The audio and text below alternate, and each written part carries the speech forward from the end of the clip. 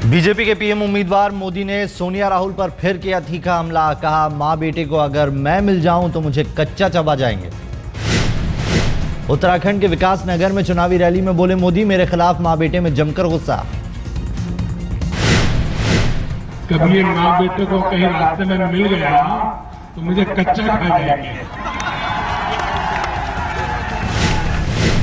मोदी ने राहुल और प्रियंका पर साधा निशाना। कहा, यह अहंकार छोड़ दें कि मेरे पिता और दादी देश के पीएम थे। हम क्या बेहतर रहते हैं? इनको परेशानी ये है, हमारे पिताजी प्रधानमंत्री, हमारी दादी प्रधानमंत्री, हमारे नाना प्रधानमंत्री, नाना रेल के डिब्बे में चाय बेचने वाला हमें ललकार रहा है। उत्तराखंड में अपनी चुनावी सभा में बोले मोदी, 125 करोड़ लोगों के दिल में बनाई जगह कांग्रेस धमकियां देना बंद करे। आपने जितना ज्यादा मोदी को जेल में डालने की कोशिश की, उतना ही ज्यादा देशवासियों ने मोदी को अपने दिल में जगा दी। मोदी ने अपनी रैली में कहा, हवा का रुख बताता है कि अंजाम क्या होने वाला है। बीजेपी के पीएम उम्मीदवार मोदी का दावा, इस बार किसी भी राज्य में कांग्रेस 10 का आंकड़ा नहीं कर पाएगी पार।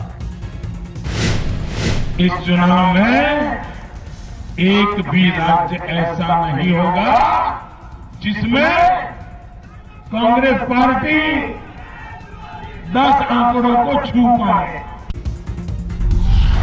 हिमाचल के पालमपुर में मोदी का कांग्रेस पर हमला। कांग्रेस को बताया धोखेबाज पार्टी। मोदी ने अपनी रैली में कहा, 2009 में कांग्रेस ने 100 दिन में महंगाई दूर करने का किया था वादा। 2009 में उन्होंने लिखित में वादा किया है कि 100 दिन में महंगाई दूर करेंगे। मुझे बताओ भाई, महंगाई गई? मोदी ने अपने भाषण में सेना में 1 रैंक 1 पेंशन का भी मुद्दा उठाया। कहा, कांग्रेस हमेशा धूल झोंकती रही। कांग्रेस पार्टी ने 1 रैंक 1 पेंशन, इसके विषय में हमेशा सेना के जवानों की आंख में धूल झोंकते रहे। अमेठी में प्रियंका का मोदी पर तीखा हमला। का पीएम बनने की आस लगाई तो बचपने में क्यों पड़े हैं मोदी।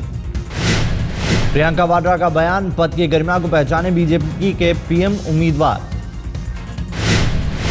आपने तो प्रधानमंत्री बनने की आस रखी हुई है, आस बनाई है, लगाई हुई है,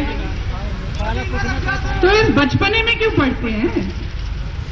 उस पद की गरिमा को पहचानिए। दलों प्रियंका का मोदी पर सीधा निशाना। महिला सशक्तिकरण और रोजगार पर क्यों नहीं बोलते मोदी। जनता को बताइए, महिलाओं के सशक्तिकरण के लिए क्या करने वाले हैं। विकास की बातें करते हैं, नौजवानों की रोजगार की बातें करते हैं, तो बताइए रोजगार कैसे दिलवाएंगे। जनता तो ये सब जानना चाहती है ना। अपने भाई राहुल गांधी पर हो रहे निजी हमले से प्रियंका नाराज। कहा, कुछ लोग राहुल का मजाक उड़ाते हैं।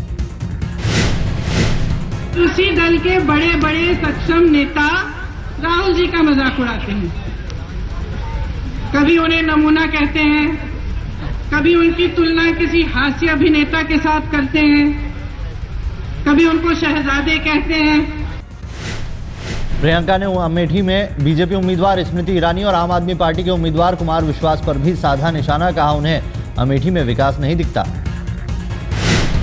वो इन चीजों को नहीं समझना चाहते कि विकास किस तरह से हो रहा है और जो बाधाएं हैं वो किस लिए आई हैं। भाई राहुल के प्रचार के लिए प्रियंका ने अमेठी में संभाला मोर्चा। आज कई जगहों पर कर रही हैं चुनावी सभाएं।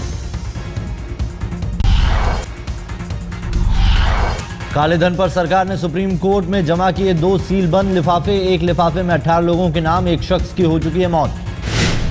दूसरे लिफाफे में 8 लोगों के नाम, लेकिन उनके खिलाफ काले धन होने का सरकार को नहीं मिला कोई सबूत। सरकार ने जर्मनी के बैंक से हासिल की जानकारी। अब गुरुवार को होगी मामले पर सुनवाई। पंजाब में कल मतदान से पहले भारी मात्रा में हथियार बरामद हथियारों में रॉकेट लॉन्चर और मशीन गन भी शामिल। पुलिस ने लुधियाना में पकड़ा हथियारों का जखीरा, मतदान से पहले पुलिस के लिए बड़ी कामयाबी। मोदी और ममता बनर्जी में तेज हुई जुबानी जंग, ममता ने बीजेपी के पीएम उम्मीदवार मोदी को बताया शैतान। पश्चिम बंगाल की मुख्यमंत्री ने मोदी पर किया तीखा हमला, कहा सत्ता में आए मोदी तो अंधेरे में डूब जाएगा देश। ममता ने कहा बांटने की सियासत करते हैं बीजेपी के पीएम कैंडिडेट, बोली बंगाली और गैर बंगाली में बंटवारा चाहते हैं Modi.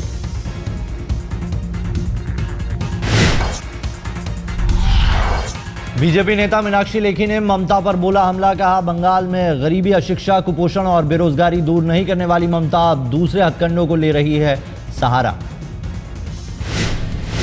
They have absolutely no answers to those issues, and that is why they are trying to drag all these issues to the public foray.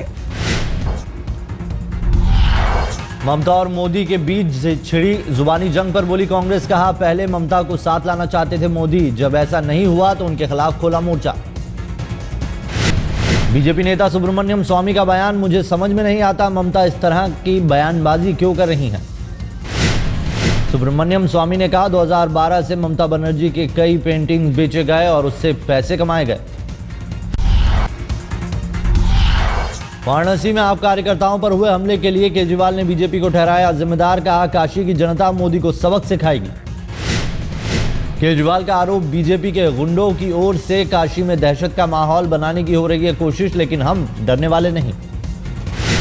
BJP के लोग बुरी तरह से बौखला गए हैं, इसी वजह से बीजेपी के गुंडे अब एक के बाद एक हमलों पे उतर आए हैं। बनारस में आम आदमी पार्टी के कार्यकर्ताओं पर हमला, 15 अज्ञात लोगों के खिलाफ एफआईआर दर्ज। अस्सी घाट पर एक दुकान पर आप कार्यकर्ता पर हमले में 3 लोगों को लगी चोट। हिमाचल के चंबा में योग गुरु रामदेव ने कांग्रेस पर बोला हमला, कहा मुझे दलित विरोधी बताने में लगी है कांग्रेस।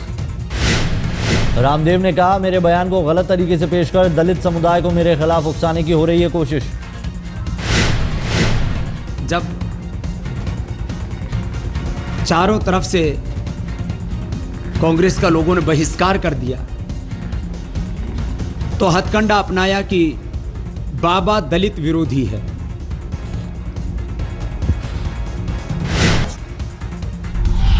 रामदेव के बयान से राष्ट्रीय महिला आयोग भी खफा, ममता शर्मा ने कहा ऐसे बयान देने वालों को शर्म आनी चाहिए। हमारे देश में साधु संत भारतीय संस्कृति के जो एक परंपरा है वो नारी की इज्जत की है, वो चाहे दलित हो या चाहे वो जनरल हो, लेकिन जिस तरह की उन्होंने टिप्पणी की है बहुत शर्म की बात है और उनके खिलाफ कार्रवाई जरूर होनी ही चाहिए। यूपी के सीएम अखिलेश यादव का मोदी पर निशाना, कहा गुजरात मॉडल लोगों को बांटने का काम करती है। अपने उम्मीदवार का प्रचार करने सुल्तानपुर पहुंचे अखिलेश ने कहा केंद्र में तीसरे मोर्चे की सरकार बनेगी, सभी सेकुलर लोग होंगे एकजुट। बीजेपी नेता गिरिराज सिंह को राहत, देवघर में दर्ज केस में कोर्ट ने गिरफ्तारी पर लगाई रोक। देवघर कोर्ट ने 3 मई तक गिरफ्तारी पर लगाई रोक, राज्य सरकार से अपना पक्ष रखने को कहा। यूपी के शहरी विकास मंत्री आजम खान ने फिर बोला चुनाव आयोग पर हमला, कहा आसमानी किताब या कोर्ट से ऊपर नहीं है चुनाव आयोग। चुनाव आयोग के खिलाफ आजम ने खुलकर जाहिर की नाराजगी, बोले अगर उन्हें अमित शाह पसंद है तो मैं कैसे पसंद आ सकता हूं। अमित शाह उन्हें अच्छे लगते हैं तो मैं तो बुरा लगूंगा ही। जब इलेक्शन कमीशन को अमित शाह अच्छे लगेंगे तो मैं कैसे अच्छा लगूंगा। आईपीएल स्पॉट फिक्सिंग की जांच पर सुप्रीम कोर्ट ने अपना फैसला रखा सुरक्षित, जस्टिस मुदगल एसआईटी प्रमुख बनने को तैयार। जस्टिस मुदगल ने 4 महीने का मांगा समय, लेकिन बीसीसीआई ने जताया विरोध। याचिकाकर्ता आदित्य वर्मा ने कहा कोर्ट का जो भी फैसला होगा क्रिकेट की बेहतरी के लिए होगा। हालातों को देखते हुए माननीय जज ने अपने आदेश को सुरक्षित रखा है। अब जो अगली आदेश आएगी वो निश्चित ही क्रिकेट के हित में, बीसीसीआई के हित में होगा। और दिल्ली में नर्सरी दाखिले पर सस्पेंस जारी, सुप्रीम कोर्ट में शुक्रवार तक टली मामले की सुनवाई। बिहार के मधुबनी में वोटिंग से एक दिन पहले फटा देसी बम, बीजेपी के 3 कार्यकर्ता जख्मी। लखनऊ थाने के कटमा खोइर गांव में फटा बम, सभी घायलों को इलाज के लिए दरभंगा मेडिकल कॉलेज अस्पताल भेजा गया। कल 7वें चरण में बिहार में 7 सीटों पर डाले जाएंगे वोट, मधुबनी में भी कल ही मतदान।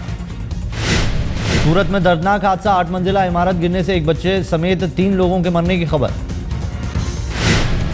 चंद मिनटों में भरभराकर जमीन पर गिरी इमारत, हादसे में 6 लोग गंभीर रूप से जख्मी। आईपीएल में पंजाब का विजय अभियान जारी, बेंगलुरु को 5 विकेट से हराकर दर्ज की लगातार 5वीं जीत। पहले खेलकर बेंगलुरु ने बनाए थे 8 विकेट पर 124 रन, जवाब में 5 विकेट खोकर 7 गेंद पहले ही बनाए 127 रन। बेंगलुरु के बल्लेबाजों का एक बार फिर दिखा फ्लॉप शो, गेल, पार्थिव पटेल, विराट कोहली और एबी डिविलियर्स हुए फेल।